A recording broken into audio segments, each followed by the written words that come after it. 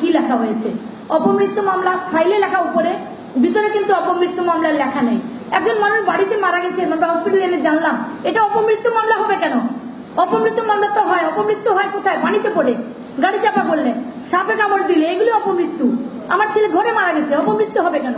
সঙ্গত কারণে ঘরে যারা মারা যায়, আমার বাড়ি চাকরানি মারা গেলে আমি দায়ী হব, স্বামী মারা গেলে স্ত্রী দায়ী হবে, স্ত্রী মারা গেলে স্বামী দায়ী হবে। এক্ষেত্রে কেন স্ত্রী বা স্ত্রীর পরিবার দায়ী হচ্ছে না? আমার ছেলের বউ কেন লাশ দেখতে গেল না? আমার ছেলের শ্বশুর শাশুড়ি কেন আমার সঙ্গে, আমার সন্তানের লাশের সঙ্গে গেল না? আমার মেয়েকে নিয়ে, আমার বউকে নিয়ে। আমি সামিরাকে ফোন করেছি পরের দিন, সামিরার বাবা বলছে আসতে পারবে না। লাশ নিয়ে আমরা রওনা হওয়ার পরে আমার ভাই কুমকুম সিলেট সিলেট সভাসা ভবনে আছে, আপনারা সাক্ষাৎকার নিতে পারেন গিয়ে। বলেছে আনতে গিয়েছিল সামিরাকে, দিদির ঘরে পেয়েছে গিয়ে, তাকে পিঙ্ক কালারের সালোয়ার কামিজ, লিপস্টিক, গলা মুখে দেওয়া। রাতের বিকালে আমরা যখন রওনা হই তখন সে কোনো কথা বলে নাই। তার বাবা বলছে সে যাবে না, সামনের দিকে যেও না, যাও তুমি সরো। এগুলো কি সম্ভব? এগুলো কি সঙ্গত? সে তারা বেঁচে যেতে পারতো। একটা আইন বলে চোর যখন চুরি করে একটা কিছু রেখে যায়, প্রমাণ।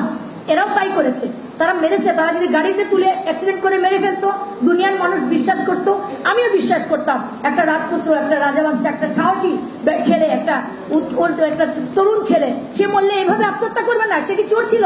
মেয়েরা আত্মহত্যা করে শাড়ি পেঁচিয়ে, মেয়েরা আত্মহত্যা করে ঘুমের ওষুধ খেয়ে। আমি জার্নালে পড়েছি ছেলেরা বীরের মতো আত্মহত্যা করে, যদি আত্মহত্যা করে ঘুমের ওষুধ খেয়ে, শাড়ি পেঁচিয়ে, দড়ি দিয়ে পেঁচিয়ে, ঘরে মরে না। আর সালমান শাহ মরবে কেন?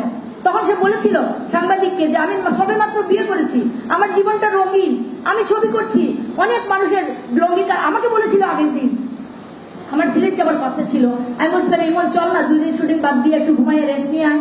বলছে আম্মা গো আম্মা, আমার শোনা আম্মা, বড় হও নাই তুমি, এত মানুষের লোক নিয়ে আমার কাছে, কত মানুষের কাছে নিয়ে আমরা ছবিগুলো শেষ করে নেই, বিদেশে চলে যাবো তোমাকে নিয়ে, আমার মরানোর সময় নেই আম্মা। আর পরের দিন ভোরবেলা আমার ছেলের লাশ আমি পাই, এটাকে মেনে নিতে হবে। আমার ছেলে মারা গেছে, এই লেখাটা সামিরা। আমি সেদিন দেখেছি একটা লেখা, সামিরা বাংলা হাতের লেখা, পরীক্ষা করা হোক। আমার ছেলের হাতে তার লেখার সাথে অর্থাৎ লেখা মিল আছে, অনেকটা মিলিয়ে মিলিয়ে এটা লেখা। আপনি একটা মানুষ আজকে নিজেরা নিজেকে দিয়ে দেখেন, একটা মানুষ মারা যেতে চাইলে অনেকদিন থেকে তার মাথাটা খারাপ থাকে, সে বিরক্ত থাকে। আমার ছেলে তো বিরক্ত ছিল না। তারপরে লিখতে গেলে শুধু লেখা আমার হত্যার জন্য, আমার মৃত্যুর জন্য কেউ দায়ী নয়, অতটুকু লেখাও সম্ভব হয় না। এখানে আমি অমুকের পুত্র, অমুক আমার বাড়ি, তার বাড়ি তো ছিল ইস্কাটনে 11/B, 146/4 হবে কেন? গ্রিন রোডে তো আমার বাড়ি, আমার বাড়ির অ্যাড্রেস হবে কেন? এখানে ফাঁক আছে, এখানে ভুল আছে, এখানে উদ্দেশ্য প্রণোদিত বানানো এগুলো। আমি ভেঙে ভেঙে বলছি, জানি না আপনাদের কেন এত কথা বলছি আমি। ওই ঠিকানা লেখা কিন্তু নিচে আজকে অথবা অন্য যে কোনো দিন মারা গেলে আমার মৃত্যুর জন্য কেউ দায়ী নয়। তো আজকে লিখে আজকেই মরে গেল।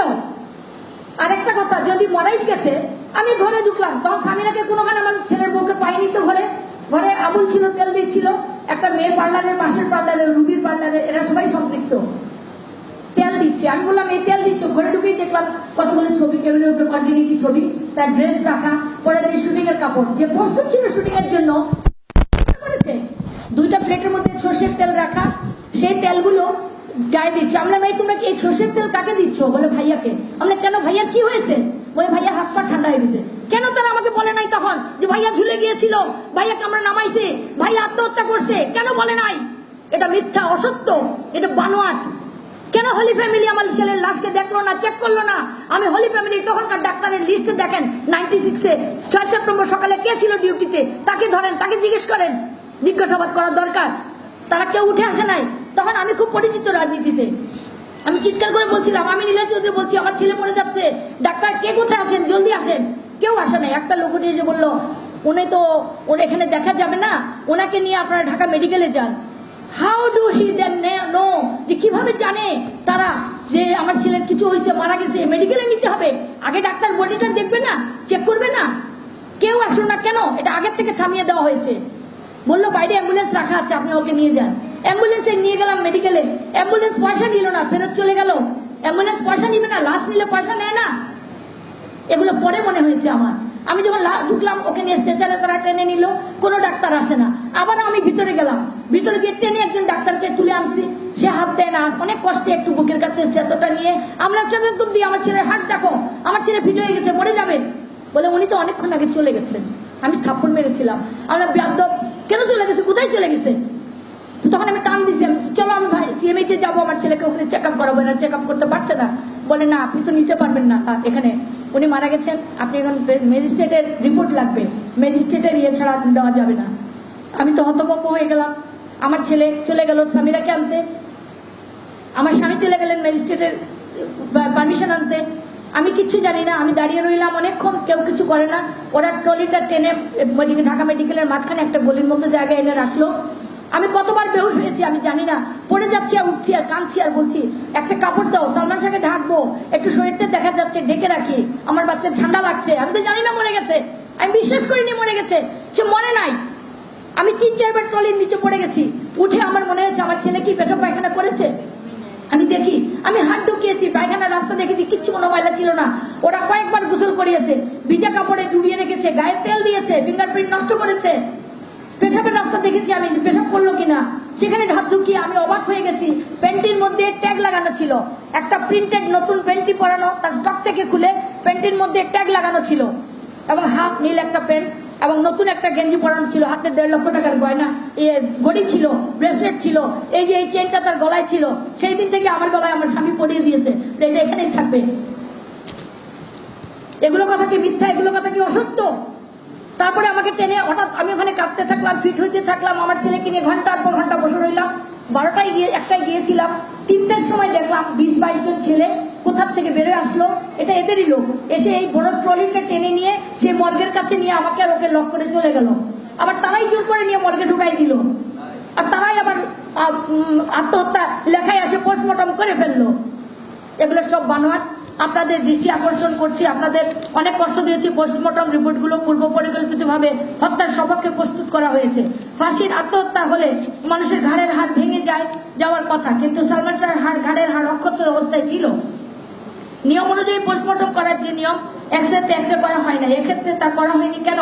তাহলে পূর্বের অবস্থা ও পরের অবস্থা প্রমাণিত করা যেত।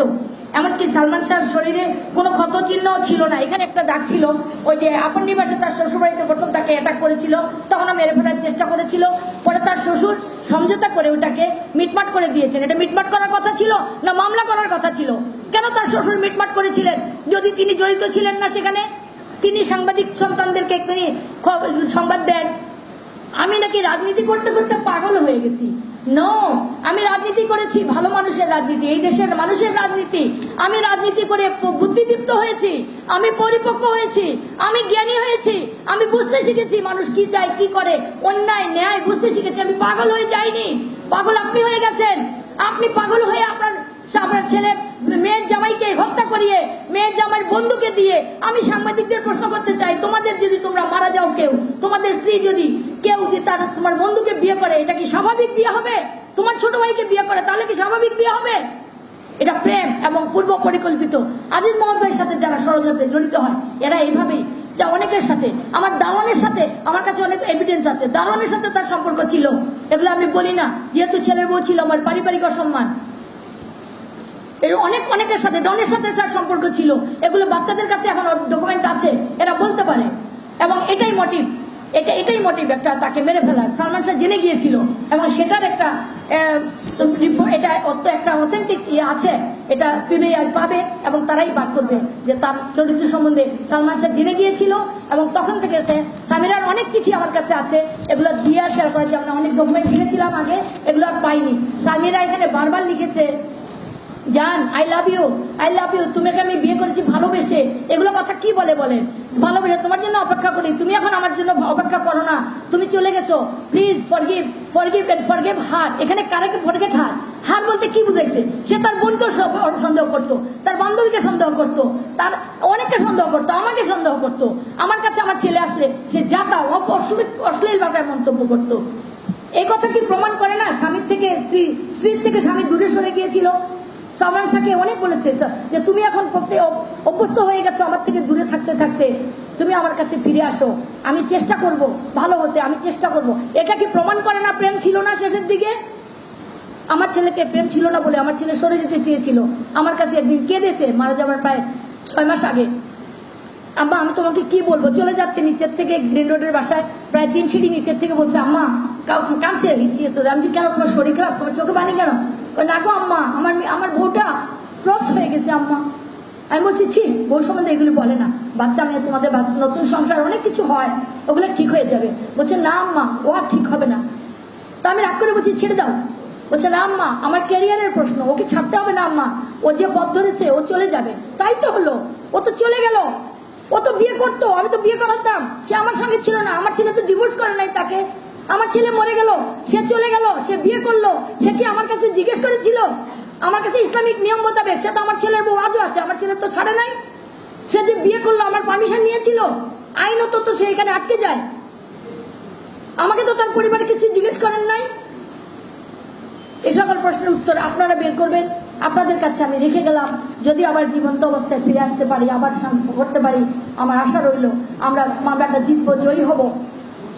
বিচারে কি হবে তা হবে জানি না, আমার ছেলে আত্মহত্যা করে নাই, বিশ্বের মানুষ জানবে, মানুষ খুশি হবে, যারা মরে গেছে তাদের আত্মার মাগফিরাত আমি কামনা করি।